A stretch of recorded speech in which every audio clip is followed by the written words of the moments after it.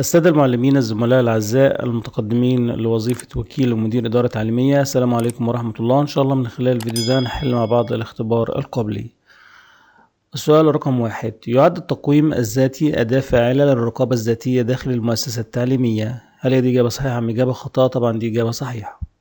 السؤال رقم 2: يتم تهيئة المؤسسة التعليمية للقيام بتنفيذ الخطة الاستراتيجية من خلال استخدام أسلوب دلفي، نشر الخطة في وسائل الإعلام، تنمية إحساس العاملين بأهمية ومعنى أن تكون المؤسسة التعليمية متميزة. يبقى الإجابة الصحيحة تنمية إحساس العاملين بأهمية ومعنى أن تكون المؤسسة التعليمية متميزة. 3: للمشاركة في اتخاذ القرار هو منح الفرصة للمرؤوسين في التأثير في القرار. المشاركة في اتخاذ القرار هي منح الفرصة للمرؤوسين في التأثير في القرار. إجابة صحيحة. 4: من أهداف المشاركة المجتمعية على المستوى القومي تطبيق رقابة أفضل وأكثر استمرارية على النظام التعليمي، وذلك بتطبيق مبدأ المساءلة والمحاسبية، تحفيز المعلمين والتلاميذ لتحسين جودة التعليم والتعلم في رفع الروح المعنوية للمعلمين وتحقيق رضاه الوظيفي، بناء توجيهات إيجابية للتلاميذ وأولياء أمورهم نحو المدرسة والمؤسسة التعليمية. بل الإجابة الصحيحة تحقيق رقابة أفضل وأكثر استمرارية. 5: تنظيم الوقت وحسن إدارته يلعب دورا أساسيا في العملية التعليمية. هل دي إجابة صحيحة أم إجابة خطأ؟ طبعا دي إجابة صحيحة. السؤال رقم 6: من أسباب ضياع الوقت في مجال التخطيط الاهتمام بوضع الأولويات التي يتم بموجبها أداء المهام، توزيع الوقت المتاح على الأعمال والمهام المستهدفة، غياب الأهداف وعدم وضوحها. طبعا غياب الأهداف وعدم وضوحها. السؤال رقم 7: تتميز ثقافة العمليات بالاهتمام بطريقة إنجاز العمل وليس النتائج التي تتحقق. السؤال رقم 7: تتميز ثقافة العمليات بالاهتمام بطريقة إنجاز العمل وليس النتائج التي تتحقق. طبعا دي إجابة صحيحة. رقم 8: المصطلح الذي يعبر عن كل معتقد يشمل كل. السؤال رقم 8: المصطلح الذي يعبر عن كل معتقد يشتمل على مجموعة من المعلومات والمعتقدات والفن والقانون والأخلاق والعادات. طبعا ده له مفهوم الثقافة، ليس مفهوم التخطيط والتدريس، ده مفهوم الثقافة. السؤال رقم 9: تعرف الإدارة التربوية على مجموعة من الأفكار والآراء والفعاليات الإنسانية. إجابة صحيحة. من خصائص عملية صنع القرارات أنها عملية ديناميكية مستمرة. وبنضغط في الآخر على إنهاء الاختبار. تظهر معايا الإجابات الصحيحة، هي كل الإجابات صحيحة، اللي هو التقويم الذاتي والمؤسسة التعليمية، تنمية إحساس العاملين والمشاركة في اتخاذ القرار. وطبعا من أهداف المشاركة المجتمعية تحقيق رقابة أكثر وتنظيم الوقت وحسن إدارته. من أسباب ضياع الوقت في مجال التخطيط غياب الأهداف وعدم وضوحها. طبعا في الآخر بنبدأ على بدء الدورة. وعشان تكون متأكد بنسبة 100% قبل ما تعمل الاختبار القبلي لازم تجرب الاختبار الإلكتروني اللي في الرابط اللي أسفل الفيديو. بتضغط على الرابط، بمجرد انت تضغط على الرابط بيفتح معاك صفحة الاختبار القبلي لوكيل ومدير إدارة تعليمية. طبعا بنحل طبعا الاختبار الأول. يعد التقويم الذاتي أداة فاعلة للرقابة الذاتية داخل المؤسسة التعليمية. تختار الإجابة، مثلا إجابة صحيحة. ولو عايز أتأكد إذا كانت الإجابة دي صح اللي أنا اخترتها ولا لأ بضغط على تأكد من الإجابة. إجابة صحيحة اهيت. 2: يتم تهيئة المؤسسة التعليمية للقيام بتنفيذ الخطة الاستراتيجية من خلال. هنا بنستخدم تنمية إحساس العاملين بأهمية ومعنى أن تكون مؤسسة تعليمية متميزة. بنضغط على تأكد من الإجابة. المشاركة في اتخاذ 3: المشاركة في اتخاذ القرار هي منح الفرصة للمرؤوسين في التأثير في القرار. إجابة صحيحة ونقول تأكد من الإجابة.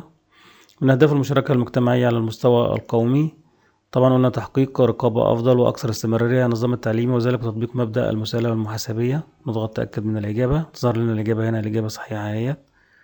تنظيم الوقت وحسن إدارته يلعب دورا أساسيا في العملية التعليمية. طبعا دي إجابة صحيحة. تأكد من الإجابة، نتأكد من الإجابة، إجابة صحيحة. من أسباب ضياع الوقت في مجال التخطيط الاهتمام بوضع الأولويات التي يتم بموجبها أداء المهام، توزيع الوقت المتاح على الأعمال والمهام المستخدمة، غياب الأهداف وعدم وضوحها. طبعا غياب الأهداف وعدم وضوح الأهداف هو من أسباب ضياع الوقت. نتأكد من الإجابة، إجابة صحيحة هي. 7: تتميز ثقافة العاملات بالاهتمام بطريقة إنجاز العمل وليس النتائج التي تتحقق. دي إجابة صحيحة. نضغط تأكد من الإجابة.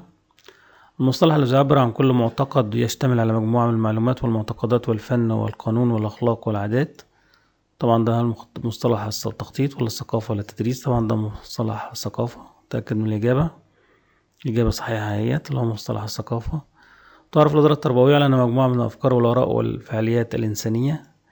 إجابة صحيحة. نقول تأكد من الإجابة. 10: من خصائص عملية صنع القرارات التربوية اللي هي عملية تتأثر بصنع القرار، ولا عملية ديناميكية مستمرة، ولا عملية تقوم على الجهود الذاتية الفردية؟ طبعا هنا عملية ديناميكية مستمرة، ونتأكد من الإجابة. ولو ضغطنا على إنهاء الاختبار طبعا ممكن تعمل متابعة للموقع من هنا، زي ما أنت متابع القناة تضغط على كلمة متابعة، وطبعا هيصلك كل جديد في القناة.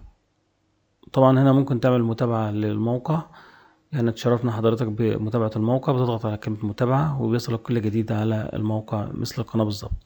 وهنا بنضغط على إنهاء الاختبار. إنهاء الاختبار طبعا بتظهر لي هنا الإجابات الصحيحيات، اللي هو طبعا ده نموذج التصحيح اللي هو التقويم الذاتي وتهيئة المؤسسة التعليمية وهكذا. تمام.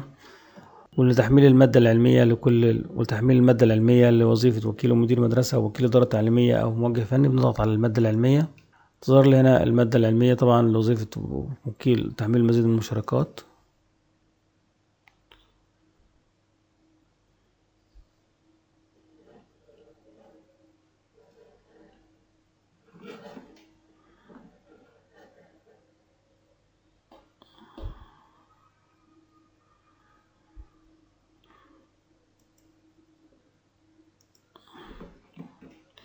كادر المعلم،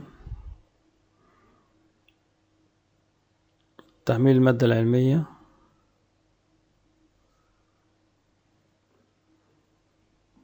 لتحميل المادة العلمية بنضغط على الرابط اللي هو وكيل ومدير، بنضغط هنا على تحميل المادة العلمية.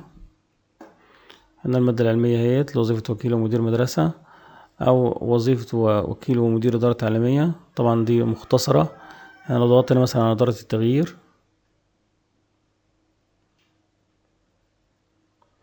بنتظر فقط طبعا لمدة حوالي 20 ثانية، وبيتم تحويلك مباشرة إلى رابط ميديا فاير.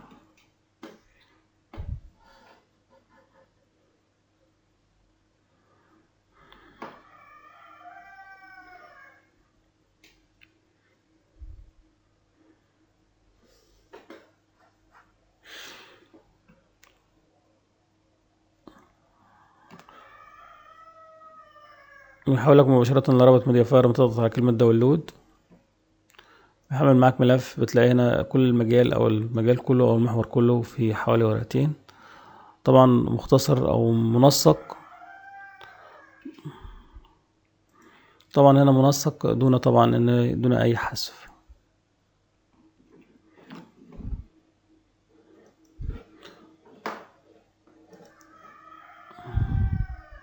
وفي النهاية يا ريت لو كان عجبك الفيديو ما تنساش تدعمنا وعمل سبسكرايب للقناة وعمل إعجاب بالفيديو وعمل شير ليصلك برعدد من السادة زملاء. شكرا لكم، كان معكم مستر عيد سالم.